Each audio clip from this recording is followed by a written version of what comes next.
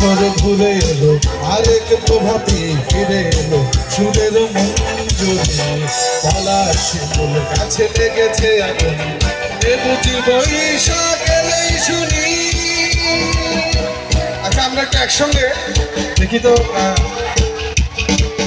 আমার ছোট ভাইদের গলার আওয়াজ শুনি প্রথমে, তারপর মামুনিদের গলার আওয়াজ শুনবো।